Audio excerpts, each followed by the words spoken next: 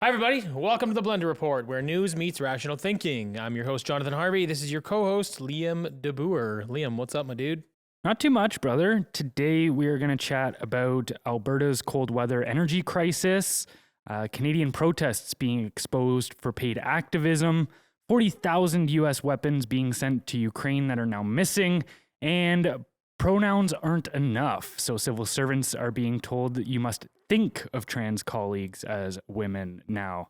If before we get into these stories, you wouldn't mind heading over to the website to sign up for our newsletter, that would be much appreciated. It's blendrnews.com, BLENDR news.com.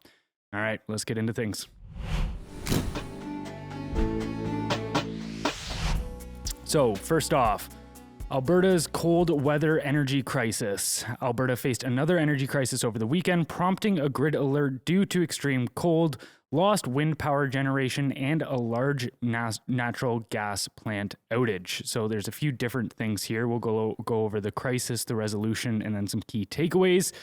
So the crisis being frigid temperatures shut down most wind farms, leaving them producing almost no power. These machines are unable to operate in extremely cold weather. So this is not a one-time problem, but a fundamental issue with the current technology. Two large gas plants weren't offline as well, further straining the grid. Battery storage wasn't able to compensate for lost wind power, and pool price for electricity hit its maximum of $999.99 per megawatt hour for several hours. The resolution was Alberta cranking up the coal plant, producing 135 times more power than all the wind and solar combined. Then also a Cascade power project ignites, so the new gas plant began its startup phase, providing additional power as well. So key takeaways would be renewable energy in extreme weather. So while wind and solar offer clean energy, they can be vulnerable to extreme cold, highlighting the need for diverse energy sources. Natural gas remains crucial despite environmental concerns. Gas played a vital role in keeping the lights on during the crisis. In the short term, it appears that coal does too. So my question here would be, how can we simultaneously outlaw gas-powered cars and mandate that we switch over to sustainable energy while this technology also seemingly has massive issues? Yeah, I mean, first things first, crickets from all the climate zealots. Yeah. Right? And then for all these people saying, oh, there's all these people dying from climate change. Wonder how many people would die if the power goes out when it's minus 30 degrees in Alberta. But more specifically to the real problem. Look, I actually believe that renewable energy is the way of the future for a number of reasons. It's just that our technology is not there yet. That's just the truth. Like, there's no downside to not stripping the earth of resources and then just using renewable from the sun and wind. Like, there's no downside to this. I think there's some misconceptions, though. For instance, how much land solar farms take up. So they take up roughly 300 times more land compared to other energy sources. That's something like Schellenberger has talked about.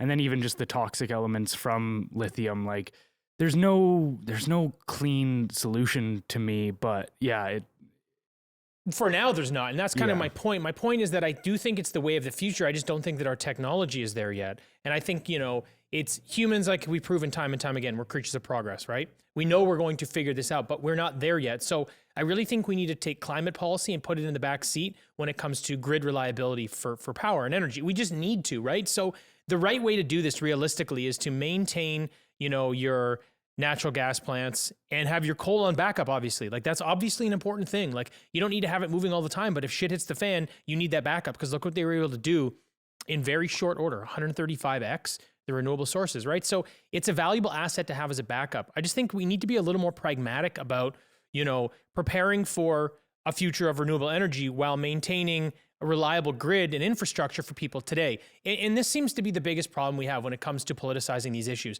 There is a right way to do this and a wrong way to do this. The right way is to slowly migrate over to renewable energy as the technology is capable. And then you can add incentives and try to, but the incentives shouldn't exist on the consumption part of the production. The incentives should exist on the technological advancement perspective. How do we drive the technological advancement? That's where the money needs to go right now. Because like you said, you look at any renewable sources right now, there's a problem with them. and we don't have great storage capacity either, which is going to be an issue if it's cloudy and there's no, you can't use solar or the wind when it's this cold. So, or if it's just kind of a flat day and there's no wind. So there's issues with all of it. And I think we need to work through all of that, and then we could properly migrate. The problem is it's popular today. People go, the world's going to end. We need to do this now. And we need to change everything over to renewable sources. So it's a really big, it may be the highest soapbox in the Western world for politicians right now to stand on, to say, here's what we're going to do, and we're going to change the world, and this is what needs to be done today. So they make these expeditious moves in an effort to save the world, but it's just making everything, it's unfortunately fucking things up because we're just not there yet from a technological perspective. Yeah.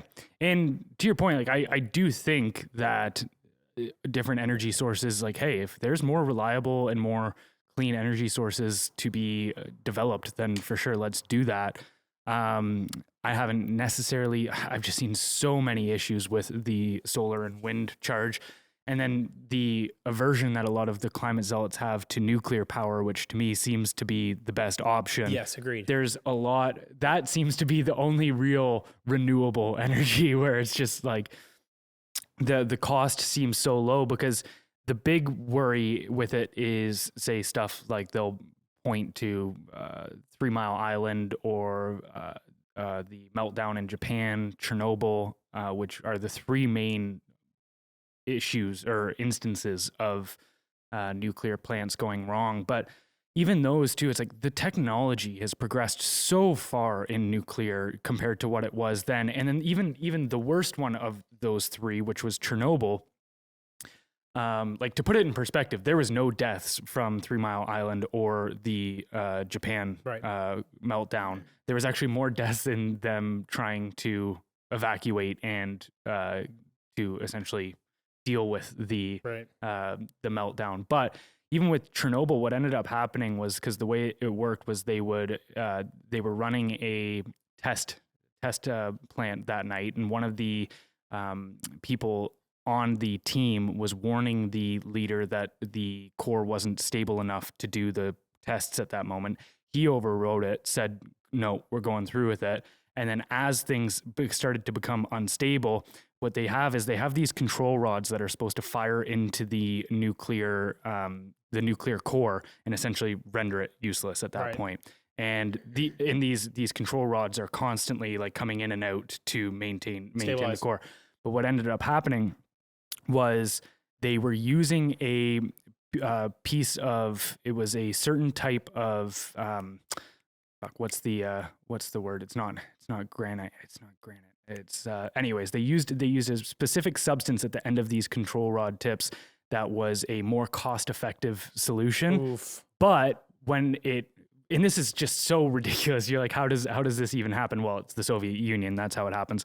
But when there's a unstable nuclear core and this substance touches it, it acts as like a detonator. Oh, perfect. So it actually ended up making it essentially acted as a bomb. Right. And so you look at the whole the whole issue with Chernobyl, it was 100%, not just like, oops, that was an accident, something we overlooked. Yeah. It was like incessant corner cutting. Yeah. It was like, we're taking these risks to save a few bucks, and then also doing tests when they shouldn't have, all of this kind of stuff.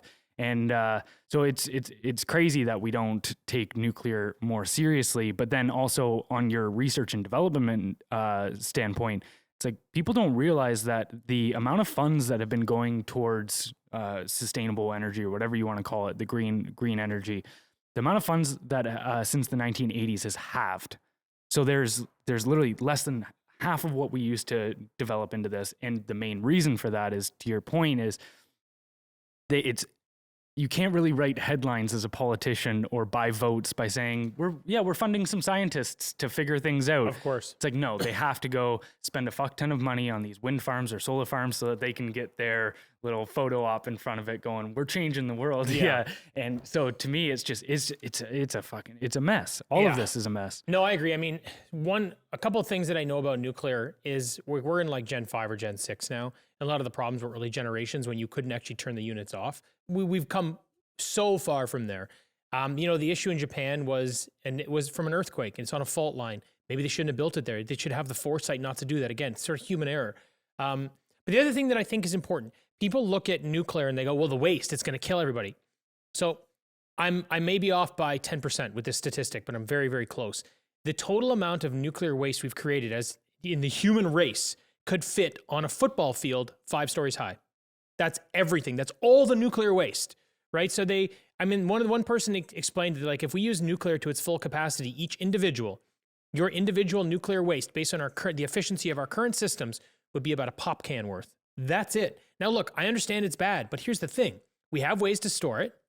We also know we're going to find ways to use it. I was just going to say, there's got to be ways to implement that. And the thing is, so you store it until you figure out how to use it, because it is so efficient. The environmental impact is basically zero. And again, it's just, okay, well, let's put an effort towards reusing the waste. And then there's no problem whatsoever. I agree. It basically got a bad name, over the last 40, 50 years, and they just refused to touch it. And it's just because of bad press, but it's such a waste, because it would make such a difference for the whole world in terms of cheap, reliable, really relatively sustainable energy, right? So I don't know. I don't know why we don't go down that road. You have to look at it as essentially from best to worst as far as power sources go from a clean standpoint, because even climate change arguments aside and all of that, which I tend to heavily distrust, even just the health of the general population around coal plants is terrible. Like, right. To be sitting around there and just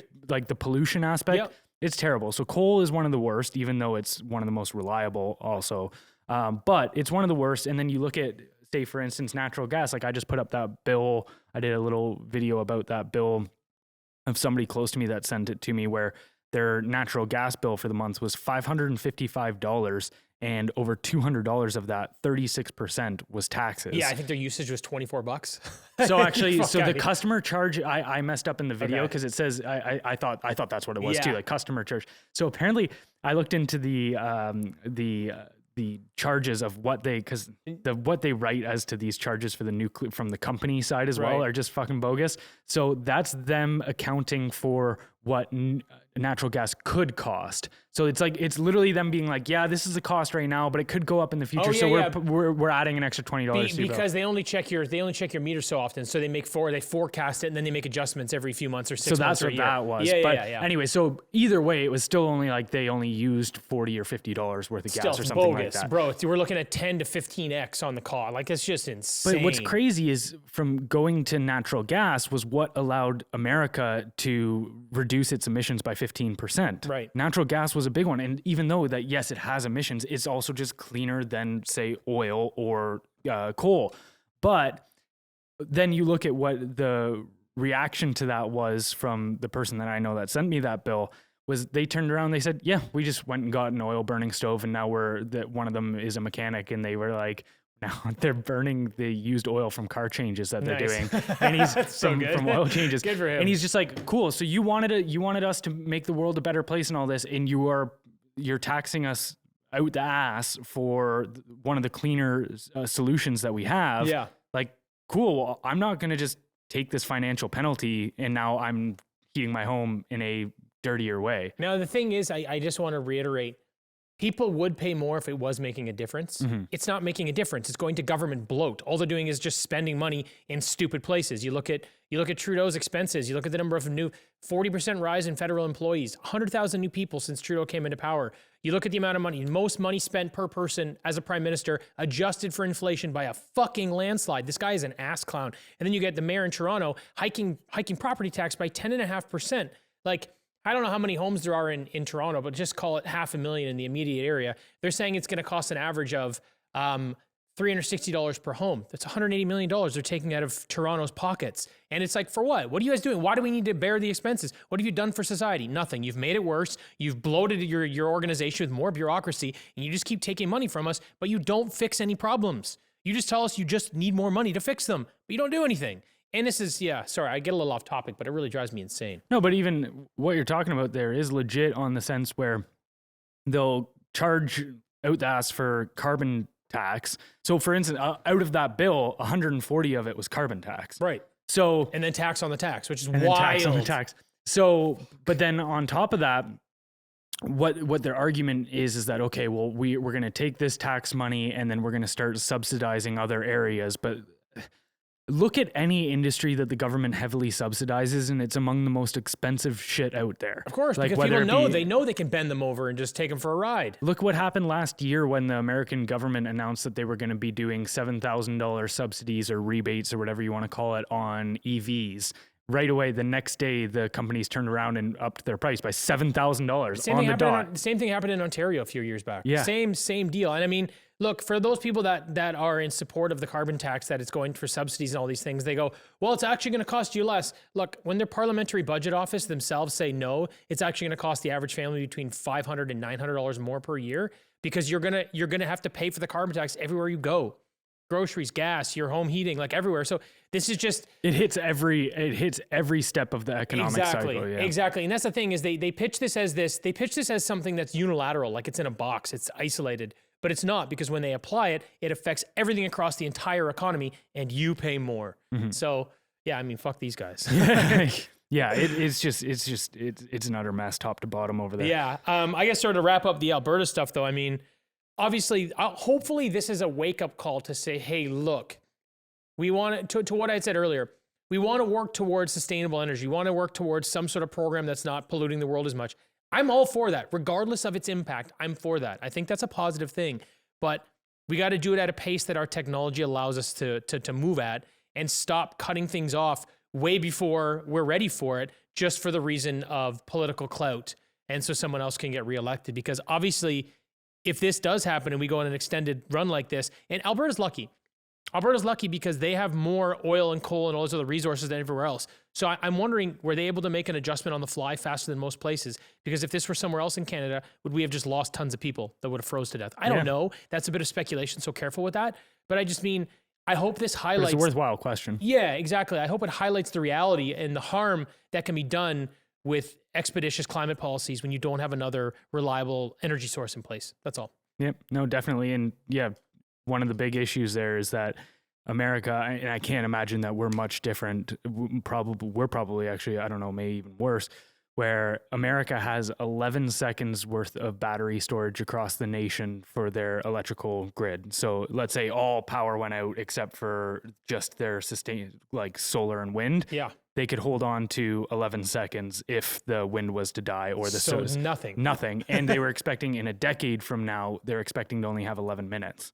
So like it's 11 minutes is still pure chaos. 11 minutes is still, yeah, like pure chaos. Yeah. What can you do in 11 minutes? You can't. Bro? No. So you need energy that can be held in reserve and be used when you need it. And it's like, yeah, that seems to be coal and oil at the moment, but to just completely dispense with all of those instead of just looking at, these other energy sources as just supplements. It's like, use it as much as we can, supplement the grid with it as much as we can, but like you can't just legislate away these safety nets. Anyways, moving on here to Cash for Chaos. So Canadian protest exposed for paid activism. Victoria, BC is at the center of controversy after it was revealed that some pro-Palestine protesters are getting paid.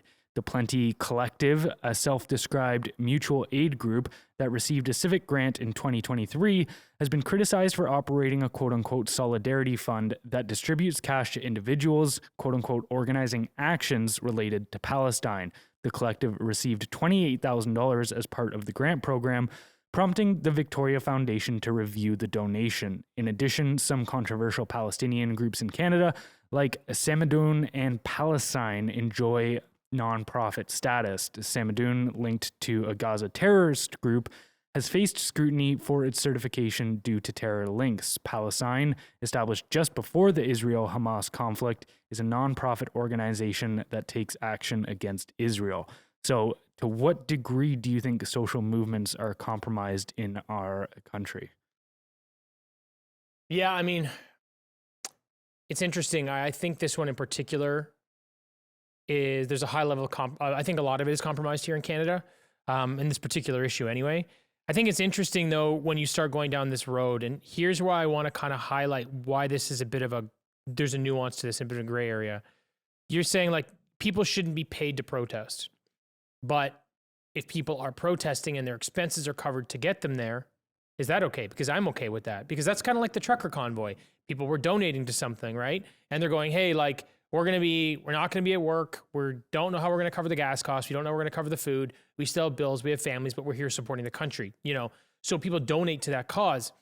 It's not to put money in their pockets. It's not so anybody can benefit as much as it is so that they can sort of execute their job or what they're trying to get done for the country, for the greater good or whatever it may be, the greater cause, let's say, right? So I don't have an issue with that. I think otherwise protest becomes very challenging because a lot of times we protest these days because of economic reasons or for economic reasons, right? So if you don't have a support network that can financially sustain or help you sustain, the protest, how do we push back against government in one of the only forms we have that is relatively legal to do? I mean, unless you ask Trudeau, but you know what I mean, right? So I think it's kind of this gray area where I think that you should be able to donate money towards a cause, but I think you got to keep an eye on where the money's going and why it's being used. If people are profiting off of it, I think it's a bit of a dangerous space. It's almost one of those things where it's like, hey, if you're part of the cause and then someone's going to cover your expense, it's okay. But if you're just there because you're getting paid, well, that's a problem. But now here's the question. You can't enforce something like that, right? Because it's a very he said, she said kind of thing. It's tough, right? But now you can say, hey, we're promoting covering people's expenses. And maybe that would motivate people that were for the cause. Like, let's say you're pro-Palestine and you're like, fuck though, but I work 6 days a week. I got to keep food on the table. If they go, hey, we'll support you by donating money and so that you can be here, I don't have a problem with that either. That's why this is kind of this weird thing. But I'll tell you where I do have a problem with it and where it feels like it might live. So that's the arena that I think is acceptable. Where I think a lot of this stuff lives is very much in the George Soros space, where they go motivate or they mobilize rather a whole group of people through basically economic motivation, being like, hey, we'll pay you to go do these things. But they're there not just to protest, to cause some shit. Mm-hmm. And I know Soros has been caught on this a couple times. He's funded a lot of these Antifa groups in the United States that caused a lot of shit. So stuff like that, obviously I don't support any of that. That's wild. You're basically creating your own private militia to go cause some shit, to wreak some havoc, and then you don't have to suffer any of the consequences for it. That's pretty dark, and then I don't know that that's what's happening here with this Palestine stuff, but if I had to venture a guess, that's all this is, it's just a guess, based on the increasing severity of these protests and how they're becoming a little more dangerous and a little more intrusive to the general public. And like you said, they're firebombing places, they're blocking Jewish neighborhoods, they're threatening to kill people. I feel like it's the latter. I feel like a lot of these people, I feel like there's a lot of money in these organizations that are pushing this on purpose to get this to boil over, to be a problem. I think of it as more of a George Soros situation than a trucker protest. But again, that is speculation. So this is all anecdotal. And so I've actually been told by a friend that has some ears inside of the police department, and they were talking about how a lot of the protesters are talking about how they're getting paid like $50 an hour. Oh, fuck. So it's like, it's not just better than driving for Amazon. That's what I'm thinking. That's reasonable. And so there does come into a question the intention. Right. So I'm right there with you. If the intention is just to essentially give people the opportunity to voice things for issues that they feel very passionately about, sure, there's definitely an argument that can be made in that degree. But touching on, the increase in volatility of these protests and movements, it seems like it's much more designed not to show, quote unquote, the solidarity with that fund, but to drive chaos. Yeah. Because like you're talking about, you see these protests going through these Jewish predominant neighborhoods and praying, shutting down streets outside of entering in and out of Jewish neighborhoods, all of this kind of stuff. And you just go, this does not seem like good faith protests. And then on the back end, you sit here and go, look at what happened with the trucker protest, with the GoFundMe for the trucker protest. They tried to seize that money. They got under so much shit. They said, okay, we're not going to seize it.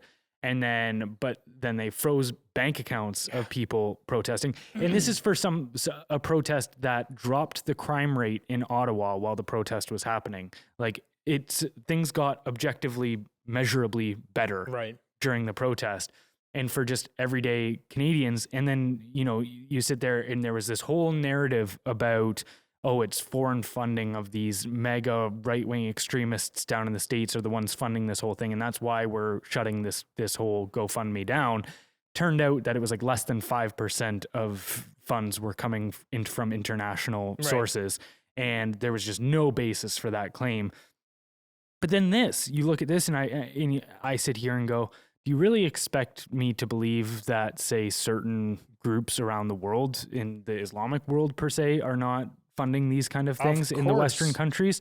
And I go, that to me seems a lot more sketchy, a lot more likely than, say, America. America doesn't give a fuck about Canada. Not even a little bit. There's no interest in motivating. There's no interest in them manipulating our economy or what's happening here. We're completely irrelevant to those people. Yeah.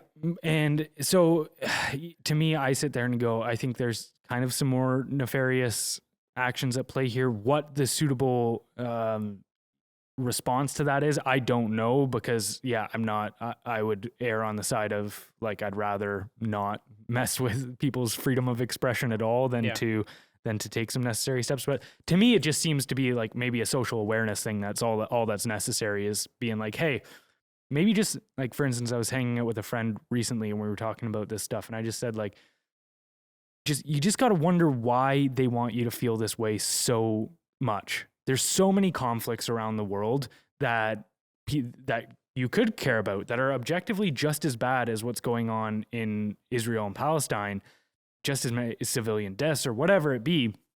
And you don't hear a peep about it. I could name these conflicts for you, and most people would be like, oh, I haven't even heard a word about that.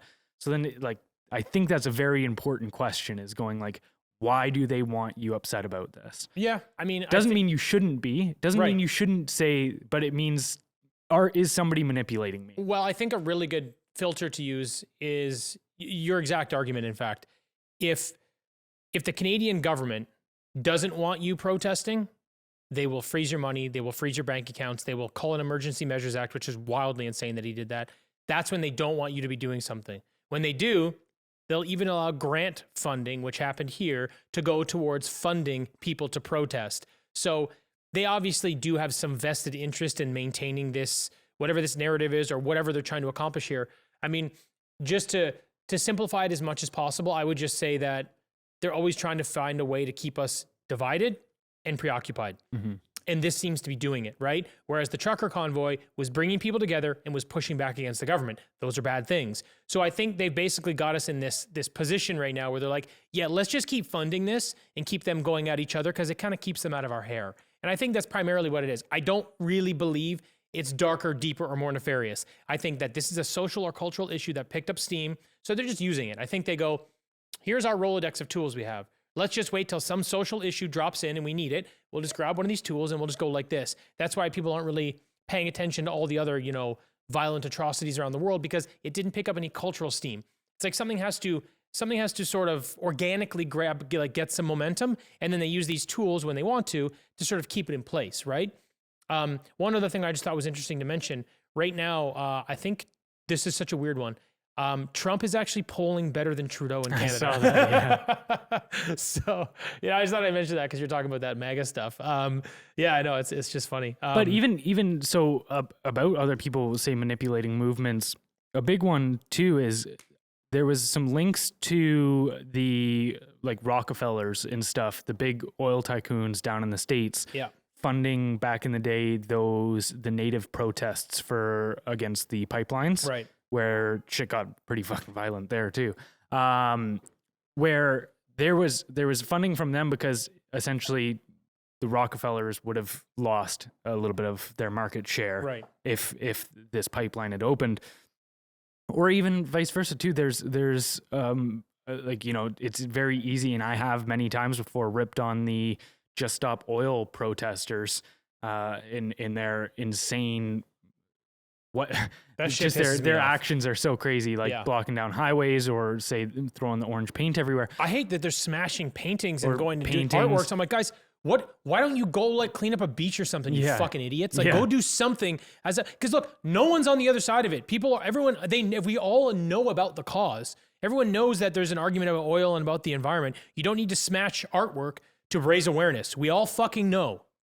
Well, and to so there was a lot of funding with the big oil companies to just stop oil because it works as a benefit for them because they give very bad press to climate protesters. Right. It essentially delegitimizes the movement. Right. So it's like, and that's all that I think about when it comes to these big group things, these protests on no matter what it is. It's like, make sure you're not being puppeted by somebody. Yeah. Make sure you're not like, yeah, it's great to go out and do the things that you think are right, but make sure that you're not actually aiding the people that you're trying to, that Right. don't have your interests in mind, or Right. actually like, are directly opposed to the things that you should be interested And in. I think a lot of that just comes down to like being able to take a step back and look at it from a more macro perspective, a more macro lens, and then just think, because like every action, there's a reaction kind of thing, right? I know that's simple, but when you think about something like that, when you're protesting and you're doing these things, be like, okay, what are the impacts of this? What is the difference it's going to make? Then look at both sides and see how it's going to affect things, right? But I think a lot of times, I think for the most part, when it comes to protesting, sure, a lot of times it's for a cause. Like a lot of times it's people, we really support this, we want to be here. But when it comes to social issues like this and it's young people protesting, for the most part, I think it's to be a part of a tribe. I really do. I really do. Like, I mean, and I don't mean to be like inconsiderate or rude or mean or whatever, but I mean, a lot of these young kids that are out there protesting, and I mean, I'm going to just pick a particular group. A lot of people that are not from Palestine, are not of Arab descent, and are in the Western world protesting for Palestine. My guess is that 95% or more don't really understand the issue. Right. And I know, I understand that it's a bit like, I get it. Like this is anecdotal, it's my own feeling, but I don't really think they understand the rub. They don't really get it. You know what I mean? So when they're doing stuff like that, my favorite video was there's an old lady, like a 70, 80-year-old old white lady talking about chanting from the river to the sea, Palestine will be free. And somebody just asked her what river, what sea. And she just fucking was like, just froze top to bottom. And you're like, you don't even understand what you're saying. That's exactly it. They don't. And that's like, when you're protesting and you're in that position, it's interesting because you give good advice to say, hey, make sure you're not being puppeted.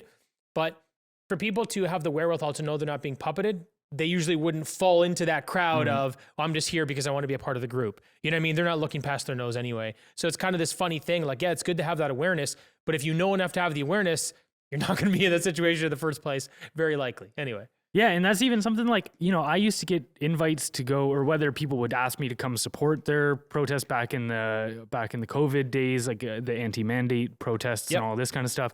People would try to get me to come out. I even got an offer to speak at one or two of them as well.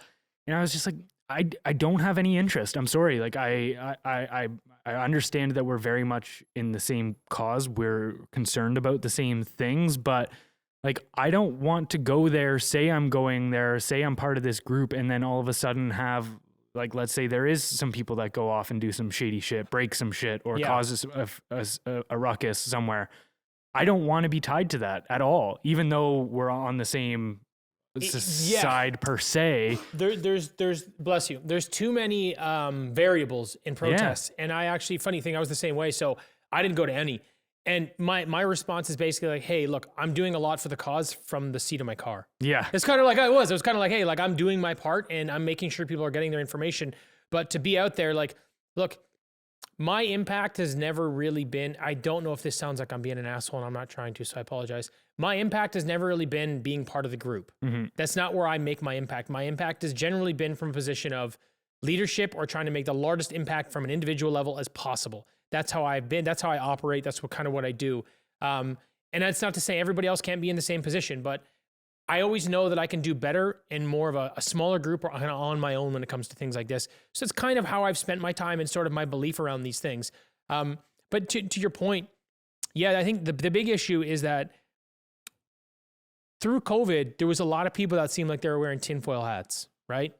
And there's a lot of people that used the opportunity to chin strap that tinfoil hat up and go fucking insane. And one of the comments that I got a lot from people was, hey, you're actually a reasonable person explaining why this doesn't make sense. You're not yelling, you're not screaming, you're not saying crazy shit. Everything you're doing is backed by data or science or information. And I'm like, yeah, no, like, because that's how you actually have a reasonable conversation. That's reasonable discourse. Here's my logical perspective. Not let me scream profanities and bullshit at you. You know what I mean? And when you go to these protests, I feel like it's just like the highlight reel for some insane shit. And like you said, I really did not want to be associated with anything that was kind of any more extreme than my own videos. So for me, that was one of the reasons I was like, it's not for me either, dude. So I get it. I think, and two, I just have an issue with, like, I can't help but to look around at when things are like that are happening. Like, for instance, there's been a couple times where I've just been walking downtown and stumbled through protests or looked at the people, and I'm just like, it feels like they just go on autopilot mode, that they're almost completely brainwashed, if anything, just chanting the same things. It's like, it becomes almost like a collective possession of sorts, where like, it's like, you guys aren't individuals anymore. You're just a mob. Right. Like, you guys aren't people with your own beliefs and everything. You just end up being this one oversimplified slogans. All of this kind of stuff takes place for rational thinking. And to your point about just doing your own thing, being on your own, trying to help out the other way. Like, my whole goal this whole time has just been like, not to let what I know to be lies go through me, because Alexander Solzhenitsyn, one of the best thinkers on tyranny, and he was the one that wrote the Gulag Archipelago back in the day about the Soviet Union. Like, he said, one man who stopped lying could bring down a tyranny.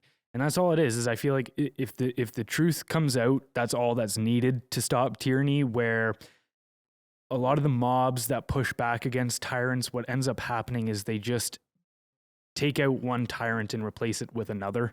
It's like, so a lot of the group revolts in history just haven't ended up netting anything. That was the whole George Orwell Animal Farm idea, is that, yeah, it's just one mob replaces another and starts oppressing it all the same. And it's just, so trying to avoid that for sure.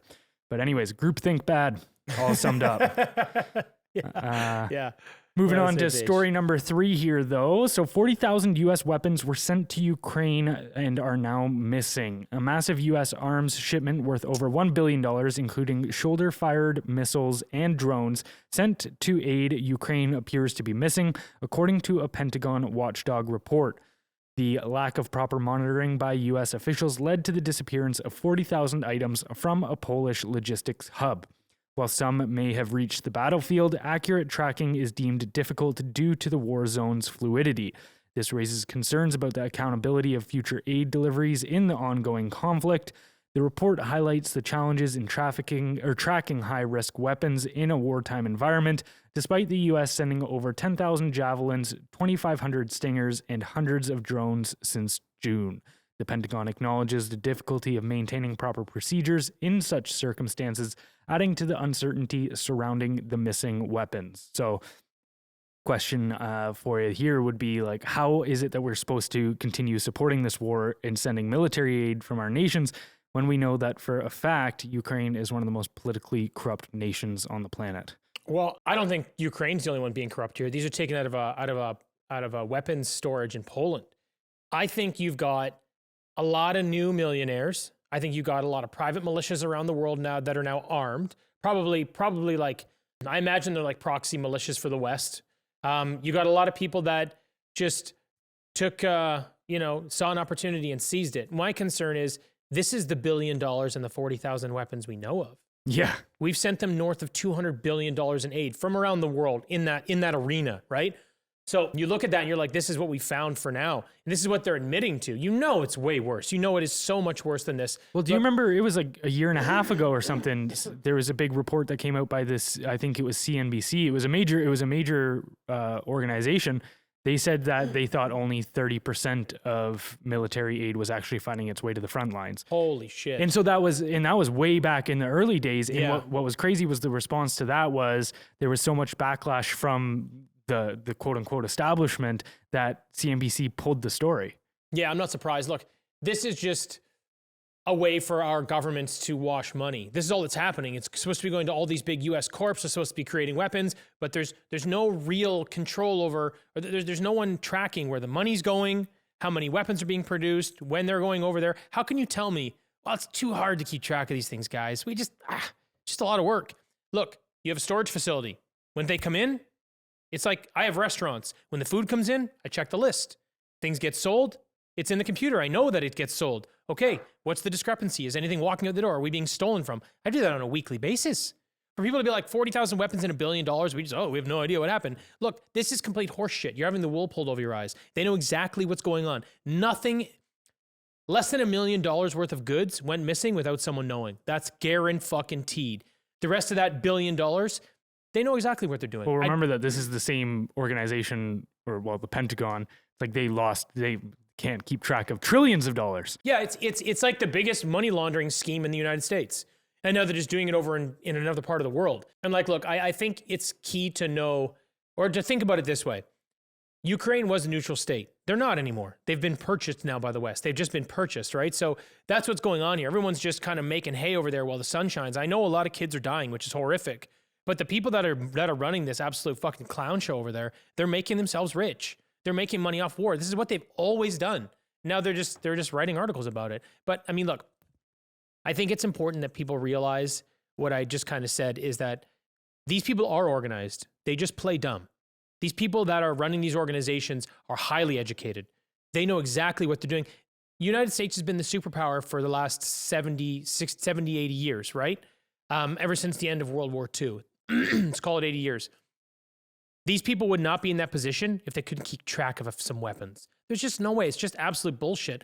My question is, I guess, where is it going? What kind of alliances are they making? Who's making all this money?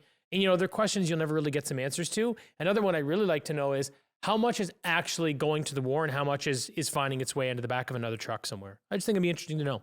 Yeah, and I mean, hey, it doesn't even need to be, say, a part of the strategy from America at the beginning. It's like as things change hands all the way down the line until eventually it's supposed to be at the front. Who knows? Maybe, military contractors are being like, all right, we'll send 90% there, and then the next people that get it, they're like, we're taking one of these boxes, and or like even something I've heard from inside the Russian military. Fact check me on this. I don't know how accurate it is, but somebody was mentioning to me that a lot of the issue there was even just Russian soldiers and generals and groups in the military selling their weapons just because like they're poor. They're like, why am I dying in this war? We're poor. All right, I'm gonna make some money while we're here. Do you remember Lord of War? Yeah. So like they have these stock. This is gonna happen anyway. They're gonna have all these stockpiles. Or are they gonna destroy them, or someone's gonna come in and resell them? It's exactly what's gonna happen. It's why you saw, you saw Hamas troops with U.S. weapons that were in Afghanistan during this most recent conflict. Look, there's a circular economy with these things. They don't just disappear, right? It's just, to me, I think what's a bit dark is that the truth is, I wouldn't put it past any of the people in that space to be arming both sides. Yeah. I really wouldn't. No. Whether it's through a proxy, this, that, whatever. It seems to be the way of the world these days. When you look at it at that level, it's like, can we make money? This conflict is going to do X, Y, and Z for this other part of the political agenda. So they just do it. There's a great quote in Age of Ultron, quoting Avengers here, but where Ultron says, keep your friends rich, your enemies rich, until you find out which is which. Nice. And it's just like, it's like, that's exactly what's happening here too, for sure. Yeah. And I mean, we know that since back in the day, like CIA has been funding the most terrible people on the planet for a very long time. They might be the biggest terrorist organization in the world. I think so. Like, I hate to say it because it's like, oh, well, support U.S. Like, I support a lot of the people there. I like a lot of U.S. citizens. I have nothing against the individuals. But yeah, their organizations do some fucking nefarious shit. And I just don't understand right now how Americans, from a political level and from a society level, citizens rather, how they're okay with this. Look, we've been asking for clarity and accounting for all the money that's gone to Ukraine. And they just kind of go, yeah, we'll get to it. Yeah, we'll get to it. Yeah, we're busy. Yeah, it's a war. What do you mean? What do you mean? Like Canada's given billions of dollars at this point. That's a lot for us, especially considering our mounting debt. The United States obviously is the biggest contributor. How do they have a system where politicians can sit there and get away with just lighting this money on fire and lining their friends' pockets and other nations' pockets and building all these militia groups? And we just have to sit here and go, oh, I guess that's the way it is. Fuck these guys. Yeah, no, it's ridiculous. And now you see that even like there's another little portion to the story as well where the Ukraine and the UK just signed a new security agreement. So in a strong show of support for Ukraine, UK Prime Minister Rishi Sunak pledged $2.5 billion in military aid over the next year, their largest annual commitment since Russia's invasion. So it's like, you know, we're only ramping up too on this front as far as what the West is tossing into this. Well, I mean, the reality is you got to keep funding it at some capacity, because if it stops, then, you know, what happens to Ukraine at this point? Really, I would like to see them broker some peace, but the reality is there's no reasonable peace plan in place. That's the truth. So Russia goes, why would we broker peace at this point? For two reasons. First of all, you're on your heels in Ukraine and the West. And second of all, Zelensky's 10-point peace plan is not, look, anytime you're brokering peace, it doesn't matter who's right or wrong. Anytime you're brokering peace in a war, there has to be negotiation and compromise, right? But the reality is here, Zelensky's plan is all one side, right? It would see, you know, Putin tried for war crimes. He would have to step down as, you know, the prime minister, president rather, of Russia. You know, he'd have to give up all the land he's already got in Crimea, obviously, and what he's got in the Donbass region, which is not going to happen. Like, it's just not pragmatic. Look, war is a terrible thing, and negotiating and compromising through war can also be a terrible thing. I get that. But if you keep saying stuff like, and he's going to have to give us the moon, like, what the fuck do you think's going to happen? That means you're not ready to broker peace. So with that happening right now, they kind of have to keep funding it to some capacity, because there's really no other choice. I just don't know what the appetite for Americans and a lot of the other nations in the West to continue funding this war are. I mean, you see what's happening in the EU right now. It's kind of interesting. The EU had pledged like 50 billion euro to Ukraine, but Viktor Orban of Hungary stopped it. He vetoed it, right? So he's like, no, we're not giving them this money. No, like this is preposterous. Now people are like, oh, he's pro-Russia. It's like, okay, yeah, he's definitely got some Putin ties. That's for sure. Not denying that. But it just goes to show, like, this is getting harder and harder to fund at a large scale. What's interesting actually about the Orban situation, though, now they're trying to take away his right to vote, which is fucking wild. They're like, oh, it's because democracy's declining in Hungary. It's like, democracy's been the same in Hungary since 2018, since they initiated stage 1 of Article 7. Now they're trying to initiate stage 2. They're like, oh, because democracy. Guys, it's flat out because he said he didn't want to vote your way. Look, democracy it means you have a choice. If you don't vote the way we tell you to vote, you lose your vote. What the fuck is this? That's not democracy. No, it's crazy what's happening over there. But anyway, my point is, the funding this at large scale seems to be still in a funny spot. You know, even with the stopgap funding in the U.S., nothing really in there for Ukraine. So, you know, I'm not really sure where that goes. I know we're a little off track now, but I'm just sort of wondering what your thoughts are. Like, how does this war continue to get funded? Because 2.5 billion pounds from the UK, like, at his run rate, that's gone in a month. Yeah. So what do we do? What's happening here? Well, yeah, I don't know. They're just gonna fucking print more money. They're just gonna make it out of thin air like they always do. But to your point with the Hungary stuff as well, like, the biggest issue I see with it is not that, you know, it's anytime you add nuance to this situation, all of a sudden you'll get accused of being a pro-Russian Putin puppet or whatever. But it's like, can you really blame certain nations for, say, wanting to go to Russia's side? Like, to sit here and act like they would be unequivocally and unexplainably evil for doing such things. You're like, America has done fucking just as much terrible shit throughout the decades as Russia has, or questionable policies, trying to be the world police, all of this kind of stuff. You know, we were just talking about some of the things the CIA has done. And if you really want a good idea as to how deep this shit goes, there's a great book called Confessions of an Economic Hitman by John Perkins, who used to work for the essentially intelligence agencies, where he would go into developing nations and get them to sign on for aid packages that were designed to bankrupt them. And essentially then the international bank would step in, just like as if they were delinquent on the home payments or whatever, and then just say, okay, well, now we own it. Like corporate jackals, I think they were called. Something like that. Yeah. But from like an international geopolitical level of being like, all right, now we own your country, bitch. Yeah, it's fucking wild. Like, and so, like, America's been doing all this kind of shit for decades and stuff. And I mean, China's doing the same thing in Africa with their China's roads program. Yeah. And so, like, to me, I look at it and I just go, like, it's very hard for me to sit there and argue that the establishments in these countries are better or worse than others. It's just like they all operate the same. They're just wearing different dresses. Yeah, I mean, I think the reality between the two sides is that people make it an ideological war, right? Yeah. They go, well, Russia is communist and they have no civil rights and treat everybody poorly, which they're communist. They have a really... They're not communist. What are they? Back in the 90s. After They're you're right. I forget. It's a certain kind of republic. But you know what's funny is who helped restructure Russia after the fall of the Soviet Union and essentially established their oligarchy dictatorship? Right. America. Right. So they kind of, you're right. It's, I apologize. That's the way it was. It's changed now to some sort, but they still don't really have a democratic system. No, they don't. I think that's actually what I should have said. I apologize. I should correct myself. They don't really have a democratic system. And it's the same with China. They don't have a democratic system. They've kind of got a modified communist system down there now.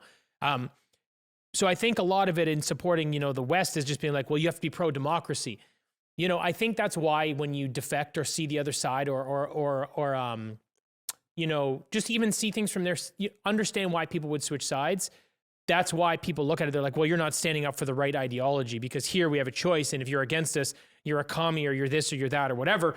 And it's like, okay, I don't disagree with that argument. I understand that this has been an ideological war since the Cold War. That's kind of what it's been, right? But the reality is, what does our democracy look like in the West right now? Because to me, it feels a lot like they call it democracy. But if you look what's happening right now with Viktor Orban in the European Union, well, when 120 MEPs sign something saying you need to be stripped of your right to vote because we don't like the way you voted, well, that sounds pretty anti-democratic. Yeah. I think they just dress it up a little differently. So I wonder, well, to your point, I've got no interest in supporting Russia. I've got no interest in supporting a lot of countries in the world right now, to be honest with you. But including our own. But see, that's right. How I look at it, is me being like, I'm not pro-Russia, but I'm also like, let's lift the fucking veil off of the West here and stop pretending like we're some bastion of democracy and morality. I think that's kind of my point here is to agree with you, to be like, yeah, it's the same idea, it's just dressed up differently, right? So I don't think anybody needs to be switching sides. I think you should have some sort of loyalty to the people where you're from and the people that are a part of your community. I think that's important to a certain degree. Like, have you ever seen that meme of, it's like it's like cartoon drawings. It's not of anybody in specific, but it's of like a Chinese politician, a Middle Eastern politician, and a Western politician, and they're all like, we hate each other, we're going to war. And then it's a bunch of citizens from all of those things, and they're just like, hey, what's up? Like, cool. Yeah. And it's like, that's exactly what's happening here, is like that, and that's what I want to kind of highlight for people, or try to get through to people on, which is that idea of just like, hey, your government, the people that are trying to say that they're good and that they're doing these things for moral reasons, they're just as bad as the guys that you hate.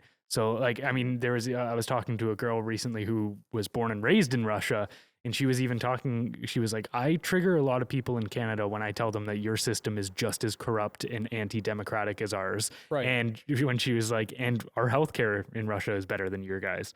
She's like, they're not waiting in ER rooms is a mess here. for 12 hours or whatever, or not being seen.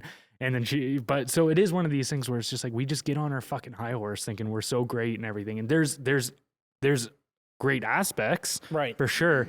But when you see guys like Julian Assange being locked up for literally just doing journalism, or what happened with the truckers in getting their bank accounts locked and frozen and all this kind of stuff, you're like, we're in a dictatorship too. So yeah, fuck I mean, that was kind of that. You and I kind of were bridging over to the same point there. My thing is like, I think it's good to have loyalty and support your community and support the people around you. But the reality is, I don't feel negatively about any citizens that are decent in Russia or China or anything. I don't. I'm sorry. Like, the organizations that run these countries are the problem, and ours is just as big a problem. It's just dressed up in a different way, and they just use propaganda to convince you that you're the right guy, or that you're right and they're wrong, and that we're the guys that are on the good side. It's like, it's not really the truth. This is kind of why I say that patriotism is sort of this flawed idea, because it's this concept that your country's better because you were born there, right? That's kind of what patriotism is, right? I think that's where you can actually separate nationalism to patriotism. So patriotism you could think about as just kind of respect for your country, sure, and admiration, and then nationalism would be putting in the superiority aspect. Right. Well, yeah. But I mean, yes, in a sense. I mean, for argument's sake, call them the same thing for what I'm saying here. Because what I'm saying is basically the idea of patriotism or nationalism is that your country's better because you were born there, right? But the reality is, I don't think any individual is better than anybody else. I genuinely don't. I don't operate thinking I'm better than someone or that someone's better than me. I think we're all writing our own book, and I genuinely see people as equals. That's how I've always operated. I've never even known to think about it a different way. I know that there are some people that are better than others at certain things, but I don't think that changes the value of the human life. So I don't think because I'm Canadian, we're better or we know better or our government's better or I'm better than anybody in Russia. I just don't. That's just not how I operate. So this whole thing where they try to mobilize a country and build this propaganda and get us all mad at these people. It's like, look, they're just like us. They're all just like us, trying to be loved and trying to have a decent life.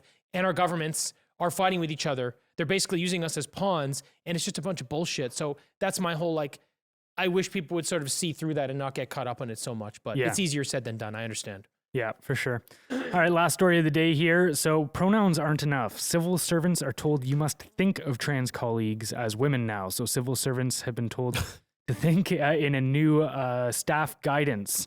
So the diktat by bosses at Data Watchdog, the Information Commissioner's Office, suggests that is not enough to call employees by their chosen pronouns. It says staff can show their support for trans colleagues by thinking of the person as being the gender that they wish you to think of them as. The taxpayer-funded body also claims that transgender women who are born male go through menopause. But MPs and campaigners have blasted the policies, saying that it is the latest evidence of the public sector pandering to left-wing gender ideology. It's so crazy that, like, yeah.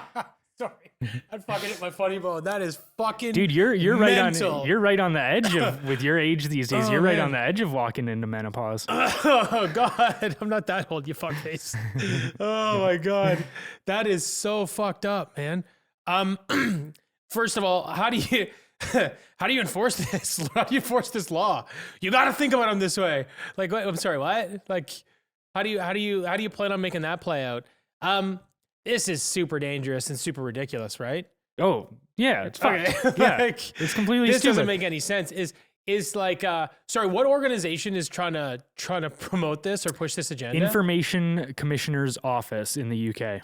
Okay, so it is actually a government organization that's trying to say you need to think this way. Yeah, it's taxpayer funded. Yeah. Oh my God. I mean, first of all, like I said, like I joke about it, but it's like you can't actually enforce the thoughts of people. You can't do something like that, obviously. So it's Orwell begs to differ. Yeah, yeah. I mean, he did a good job with that book. I'll give him credit. Well, there's two quotes actually there where it's like power is like people discuss what power is, and he said it in that book. Power is in tearing human minds to pieces and putting them together again in new shapes of your own choosing.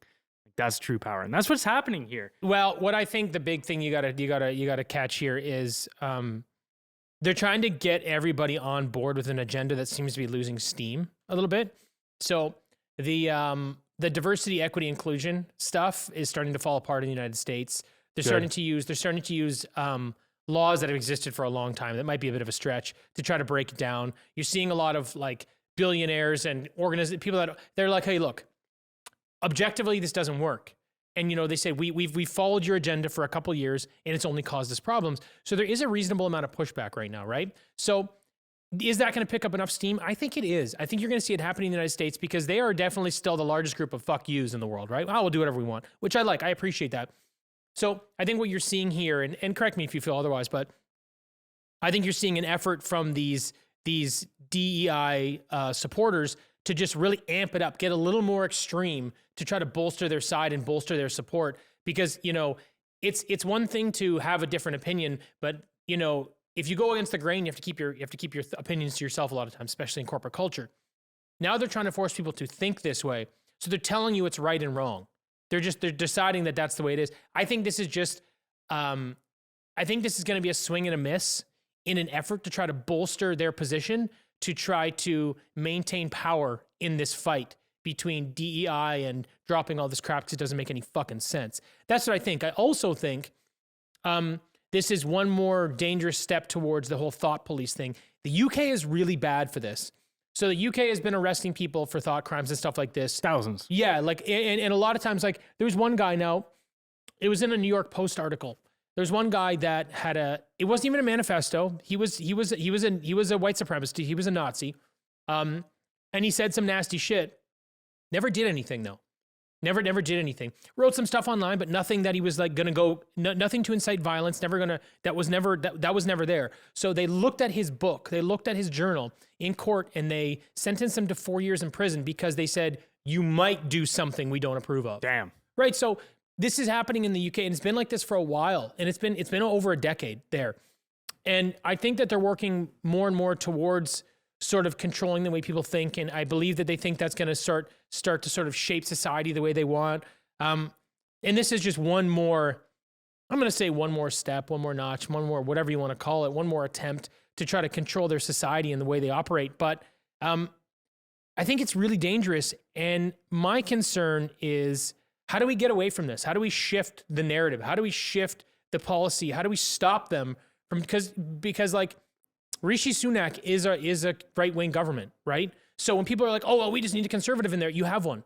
You already have one, and this is what's happening. It might be the worst in the world. So it's not really politically based. It's like he's doing it because maybe it's popular, it's in the Overton window, whatever. How do we stop this? I think it's just people straight up just having the courage to just say, no, this is ridiculous. I'm not going along with this anymore. I don't wish harm on anybody. I don't need to go out and start bullying individuals or anything of that matter. But this also, no, you do not get to control how I think. That's the same thing with my view on pronouns from the beginning is like, yeah, look, if you can fool me, I'll go along with it. That's what I always say. But, I'm like, you got me, good one. But also, it's like, if I feel, and this is a large portion of it, I think, is if I feel at all like you are trying to hold power over me, being like, no, you have to speak this way, you have to do this. No chance. Now I'm all of a sudden going to just be like, all right, fuck you. Yeah. Like, no. Whatever, dude. Yeah. Yeah, but that's not happening. I think it just, the way to turn around, and I do think this whole transgender shit is the turning point of people kind of breaking and just going, no, okay, I'm turning around on it. Like, even just people that I've seen in my family or friends that have been very sympathetic to, say, social justice causes over the last decade or so, just all of a sudden just kind of be like, yeah, no, this is going too far. I'm not comfortable with this. So I do see the tides turning, and that is beneficial in my eyes. But from these institutions, man, I don't think they're going to stop. They're not going to just all of a sudden turn around on this kind of stuff too. Like, they are they're not concede. They're ideologically possessed. They want to transform society into a postmodernist world, and I don't see them stopping essentially on their own will. Yeah, I mean, I agree. Now, here's let's flip the other side. We know, it just in terms of enforcement, we know what the UK has been capable of doing over the last decade, right? And how they're sort of enforcing these thought crimes and getting closer to that Orwellian sort of state, right? So now they've made this declaration. And this declaration says you must think of your biologically male coworker who says he's a woman as a woman. You must think this way, right? So if they're saying you have to think this way, what legislation, what policy, what law do they put in place that you could break if you don't go along with this now? And now what I mean is, if you do call a man who's a man trying to be a woman, if you do call him a man, or you dead name him or something like that, if they're like, well, if you were thinking the right way, then you would have called that person a woman, so here's your fine, here's the trouble you're in. Do you think they piggyback this thought crime with an actual objective piece of legislation that furthers this whole stupid, crazy thought crime narrative they have there? Do you think that happens? I think it does. It wouldn't surprise me at all. And using it as a Trojan horse, I don't even think a lot of these legislators truly care about this specific cause, but rather see it as a control mechanism, as a wedge in the door to get, it's like, okay, what we really want is that control mechanism. And this social movement allows us to get it. Right. And I think as soon as they have that control mechanism, they'll just say, fuck with all you. We don't actually care about you. This is that whole idea, like it's of in Marxist revolutions of the people being lined up against the wall and turning around just being like, but comrade, I helped the revolution. And it's like, yeah, we don't give a fuck. We're shooting you the same. It's like, no, you served your purpose, which was allowing us the power. And I think that's what a lot of these people on the left don't understand. It seems to be happening everywhere, where they're using a left-wing social cause to implement these tools that are harmful to everybody. And I think a good example is what's happening in Canada. So there's a law against Holocaust denialism. It's literally against the law to deny the Holocaust happened. You can't. That's dumb. Yeah, right. But here's the thing. Now they're looking at creating something called the like this, the reconciliation denialism, residential school denialism. I apologize. So now what they're saying is, if you deny that the residential school atrocities happened or whatever, now you can get criminally charged. Now that's still working its way through. That's not a law yet. But what that says... Looks like I'm about to get criminally charged. Well, what that says is the government tells you how to think. You must think this way or it's illegal. Forget the cause. Forget what the cause is. Doesn't matter if it's a Holocaust or residential schools or how many genders there are. It doesn't matter what it is. The government's saying, here's our position. Here's our law in place to protect those that are in that position. You follow it or what you're doing is illegal. Guys, we are opening us up to thought crimes, right? Yeah. Where they get to now dictate. Once they allow this wedge in, right? Because think about it, the Holocaust, if you had to consider Holocaust tonight, now I don't think any of this thought crimes and making them illegal is fucking mental. I don't care what anybody says. So, but if you think of the Holocaust, right? That was atrocious, and you think of the number of people that died and the amount of literature and how long ago it was and historical significance, right? So you put that up on the list, and that's like, say top of the list, things you're not supposed to deny. Let's just say that it's there, right? How much further down the list is residential schools? Yeah. The reason I'm saying that, it's not to diminish the atrocity of the kids that died there. That's not my intention. It's to say we went from taking the largest conflict in history potentially with the Holocaust, and then we went down several rungs on the ladder. Now residential school. Now watch what happens when they go several rungs down the ladder next time. Now it is a gender law. Now it is, if you don't follow this gender law and you admit that there are 170 different genders, then that's illegal because you're denying it and you're putting people in harm.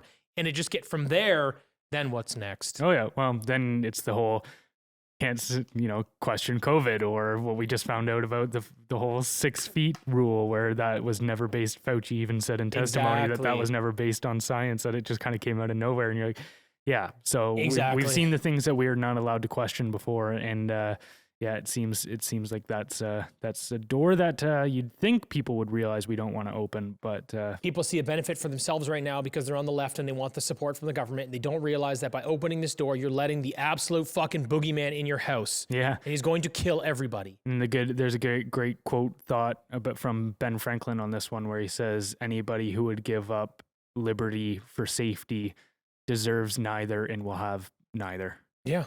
Or something. I paraphrase. You were close, but yeah. No, I totally agree. Along those lines, yeah. All right. All right. Anything else you wanted to add for today, brother? That's it. Thanks for listening. Bye, everybody.